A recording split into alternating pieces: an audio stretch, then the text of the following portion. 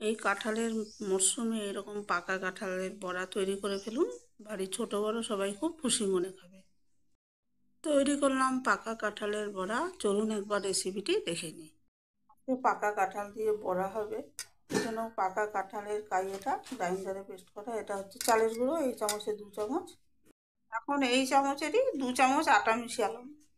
এবার দুধ মিশিয়েছি, এখানে আছে প্রায় ছোট কাপের 2 কাপ দুধ মিশিয়েছি। দুধ দিয়ে এবার পুরোটা মাখা হবে। এবার মিশিয়েছি মৌরি। এবার এতটা গুড় মিশিয়েছি। এবার গুড় চিনি কে কতটা খাবেন আপনার নিজস্ব রুচি মতো মেশাবেন। এবার মিশিয়েছি কিছু কিশমিশ। এবার কিছু কিশমিশ মিশিয়েছি। এই যে এটা সবকিছু মাখা হয়ে গেছে, এবার বড়া ভাজা হবে। আর আমি আলো দুধ ব্যবহার করেছি এগুলো মাখতে। সাদা তেল গরম করে ওর থেকে খানিকটা করে নিয়ে ভাজতে দিয়েছি। কিন্তু এখানে চামচে করে নিয়ে ছেড়েছি, আপনারা কেউ চাইলে হাতে করে যেমন পছন্দ ওইভাবে ছাড়তে পারেন। পাকা কাঁঠালের বড়া তৈরি করলাম। আর এখন তো কাঁঠালের মরশুম, বাড়িতে তৈরি করে দেখবেন, খুব ভালো লাগে। একদম দেখুন, একদম নরম তুলতুলে। আমি আর রসে ভেজাইনি, এটা এমনি ভালো লাগে খেতে।